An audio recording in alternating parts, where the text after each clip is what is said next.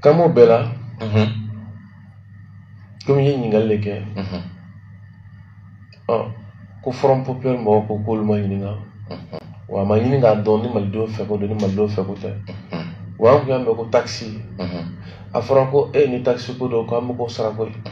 aburla ko no ko demede do afra ko ni demede do ko fele ti jafa tale c'est ça kuma cara yi parce que kono do ya bora ko ay ko dum ko min be no ere ba sugandi ka ke ko me ka wajibi alinte ika bo unana no sira mi yere ma chama na miriga fo sira la ya ke chugo ibna wari min ci abi boala kwa jana na yo abi boala ube ba chimuma abi bo crédit kon ta we ça c'est instantané parce que ma e crédit ta kunu to ko ma fanta uga dotige tabarkala abogare façon de mani moyen déjà façon de mando avec un façon d'ara ou ta façon d'ara de façon de moi koita chama mi ka wardi façon ma aka ko do ke ubula ko akoni a contribution ma cha bon akara chugo mo ga dangali ko bi ko mo mais est là parce que tu me fais à faire comme un fond de soutien de dos avec 10 jeunes de boulot John a sentir de bagarre John a fonctionné ici afin le contrat de etani a décision à loi est ou bien je me tarala ordonnance je me tarala faire une donne ordonnance de l'état pour la barada na yanga to sente ga do marché la sente ma do fula sente ma référendum go fonna ay référendum tinna non déjà fana shara tarufi no ga ay boy sini fana ko ga chan ma ni référendum go man grini akole mi ngala go me be kami be go ga do vele la référendum to ko pour ga ma dala la so am go be ra be na go be na do la référendum ani ben sera mi fana fora ado era un trabe so te compliquer parce que ne sera imbe ni kelembe no ni parti politique to ra hono ma chama ta voter no ato belo kelinga ma je la mu on ma bla référendum ma fonna parce que le parti politique no de bora ko no de ba non tiake sinon bolo ko je mo je le mo kele ils sont combien akana ta mo ga akana ta c'est pas boti ko ni ma fa ko boti ko ni ma na jo ma de kele ne mo si parce que Dieu ka kɛlɛ de don o kun ye kulu jumɛn ka kɛlɛ ye mɔgɔ jumɛn ka kɛlɛ kun don yanni ni sanga wuli cɛ jɔn o ɲininkali ouais o kun bɛ min ka jɔn tɔn jumɛn sigira a kama wagati jumɛn jɔn ka kɛlɛ parti jumɛn ka kɛlɛ kun don kulu jumɛn ka kɛlɛ kun don tɔn jumɛn ka kɛlɛ kun don jɔn de bɛ ka kɛlɛ kɛ olu mɔgɔw bɛ min a fɔra ko ka minisiri kɔrɔ minnu premier minisiri kɔrɔ minnu ka hakɛ dɔ d'olu ma tuma min na ni Musa Mara ko ale tɛna s'a ta ma o mɔgɔ ninnu bɛ u kun bɛ min u kun ka dɛmɛ ta ka ɲɛsin Musa Mara ma sisan an bɛ don min na ko bi a ko nana se ko fo presse yɛrɛ fɛnɛ kun kan ka hakɛ min sɔrɔ ka se ka a yɛrɛ boloma dɛmɛ n'o ye o fɛnɛ wulila ka bɔ yen donc u b'o fɛnɛ contre la maintenant sisan est ce que u wulila k'a fɔ ko ka dɔ bɔ CNT ta la minisiriw ta mun de taara an bila k'a fɔ ko ka transition kɛ ni minisiri hakɛba in ye a minisiri joli de bɛ ko dɔ la an ɲɛ bɛ min na a minisiri joli dɔw bɛ yen nɔ o tun nɛnɛ joli a CNT kɔnɔ a mɔgɔ u bɛ mun de la CNT kɔnɔ ko an ɲɛ b'a la u bɛ mun de la a sarata ko kun kɛra mun ye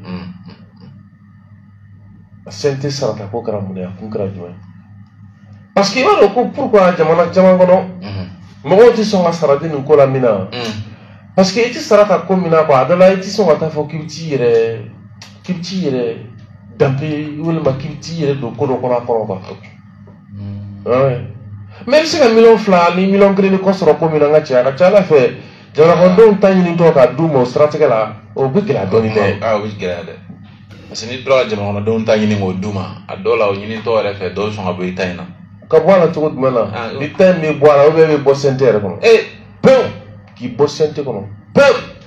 donc i bɛ choix de kɛ sisan choix de ka baara ne minnu kɛ a ka session wari ne ninnu wari de bɛ se ka ta ka d'i ma donc forme dɔ de don jamanaw dɔw kɔnɔ minnu n'a na kun ye ko pour que minnu bɛ bila ka baara kɛ u ka se ka wasa kɛ quoi u ka se ka baara kɛ ni tɔngɔ ɲinini ye quoi u ka se ka fɛn bila yen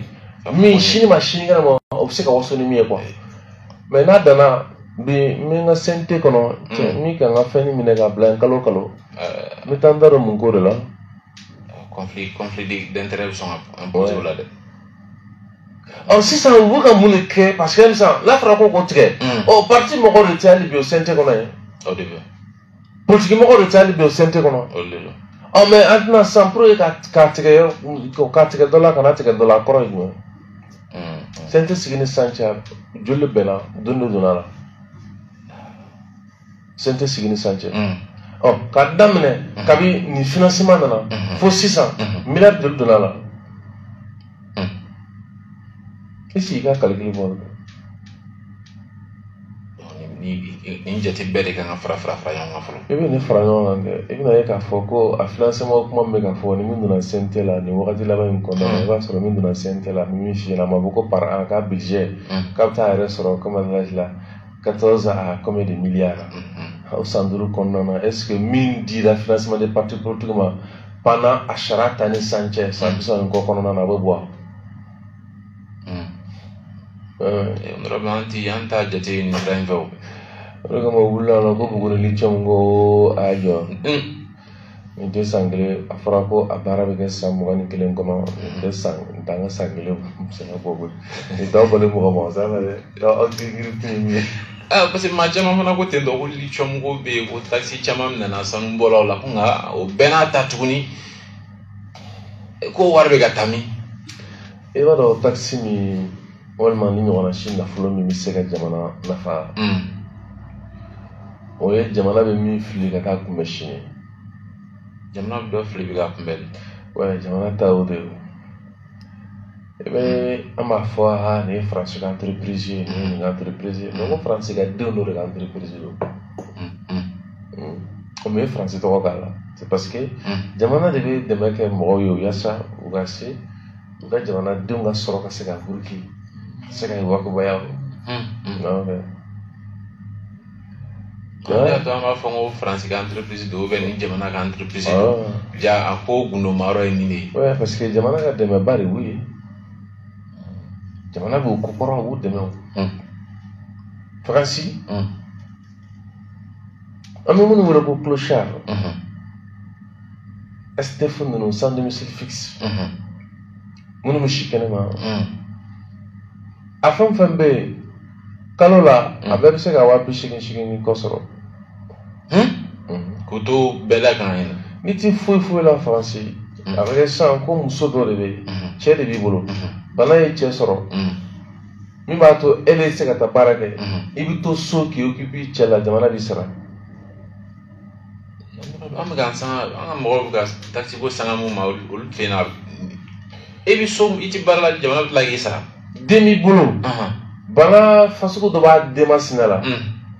i bɛ to so k'i occuper a la wa jamana yɛrɛ bɛ tila ka a ka bana ta en charge. Den min n'a b'i ye ko Faransi ka den don. Parce que ko ne ninnu sigi Yirisumani kɔrɔ ka ni kalokalokan ninnu fɔ u tɛ Mali yɛrɛ dɔn jango Faransi. I furumuso b'i bolo a tɛ se ka taa yɔrɔ la e tɛ se ka taa baara kɛ k'a fɔ ko i k'i occuper a la baara bɛ bila e fɛ sara bɛ k'i ye i furumuso ka ni bana dɔw don a yɛrɛ ka furakɛli wari bɛ bila jamana de kan. Ouais. Tiɲɛ yɛrɛ la. Jamana tɛ kelen dɛ. O ye avancée majeure ye. An ka nin ta urgence la. An ka taa lajɛ n'a sɔrɔ Bilali Sisoko kibaruya min bɛ yen. Tabarikala Amidu Jalo an bɛ taa e fan fɛ ni kun bɛ tali kɛ min ye Abubakar kɔni ale ye mun sara. Abubakar non félicitations. I ka mun a bɛna don carburant na félicitations. Abubakar ko mun yɛrɛ ka dɔgɔ ko ka dɔ fara a kan. An bɛ taa e fan fɛ min ye lycée Bilal Sisoko ye n'o ye jamana yɛrɛ ka kalanso ye n'a bɛ hippodrome na n'i ma fili Desakono don. Ko gɛlɛyaba fana b'olu kan 2025 kɔnɔna la kalan yɛrɛ taara fo sɔɔni san an bɛna taa kalan banyɔrɔ la ko kalandenw ko pan t'u bolo mi actual media mawe no era skebe ka kunafoni nyini sira e bolo sira fe we wuli ka joge kata se shira kan bora mo la maka se ngana nyon soro hineko ani makareko kalande flenie kalana manmanto ko la laboratoire na gongo ni kono ka sabuke bande classe u kono o kanga kalanke yoro mina kalan na faga boni ma demsenu flenie kalana togoya mina lycée bilali sisukola kabi konje tara me milano ame yo do ni lano on sengena ere an we gere bu do gere ko solution la solution ma sur la on sengena ni pa we na ere ame yo do ni lano franchement on be labo on a depuis sana ne la men to wala bon andana en pa mo mas dingelinga wati dama kuma fo ataga jiri ba metro era mo de ko parce que lu la courage da kana donc lu bena na ti ko amina donc nous nana wa deme ni salbe no donc wala ndu salo ko no k'a fɔ san 2023 la hali bi Bamako Mali faaba kɔnɔ kalanyɔrɔ ka sɔrɔ bande kilasi minnu na fo ka kalandenw bila kalanko gɛlɛya la k'a sabu kɛ sigiyɔrɔ tɛ u bolo. Nin problème daminɛna depuis orientation kɛra minnu passera bac DEF la salon na pourquoi problème nana parce que san o san a ka ca ni san 10 ni kɔ ja ne ka besoin n bɛ demande min kɛ ni DEF tigiw orientation kɛra a ye mɔgɔ 300 bila ka na. Ou bien 300 nous ma 300 bila kana ou bien 300 ɲɔgɔn bila kana ou bien 500 man dɔ la transfert yɛrɛ bɛɛ fara la an bɛ se k'o gérer mais cette année o ye 412 bila kana o 412 a cayara an ma o de kosɔn gɛlɛya bɛ yen an ka école ye minnu bɛ bac kɛ o ye classe 6 ye minnu bɛ 11e la classe 11 bon n'olu jigira waati min na an bɛ 10e don ni terminal bɔra an bɛ 10e don ka kalan bɛ se ka daminɛ midi tɛmɛnen kɔfɛ mais a man di bɛɛ dɛ ala a man di professeur bɛɛ ye parce que tout le monde est homme d'affaires parce que a b'olu ka programme fana tiɲɛ u bɛ taa minnu kɛ yɔrɔ wɛrɛ la a b'olu tiɲɛ mais an kɔni ma kɛ. Maɲumantɔ ko dan lycée Bilali Sisoko ka banko gɛlɛyaw kilasiw kɔnɔ a sera yɔrɔ la bi fo ka nɔ bila karamɔgɔw ka baara la ani kalandenw yɛrɛ ka kalan na. Ekɔlidenw orienté ka na anw fɛ yan ekɔliden caman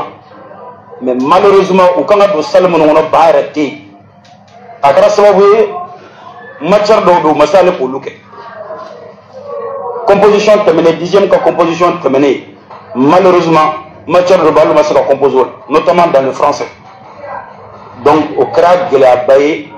a gɛlɛya yelen bɛ kosɛbɛ denmisɛnnin ka hakɛ minɛli la. Bon a bɛ ka jan kan parce que an bɛna kuma dɔw la fo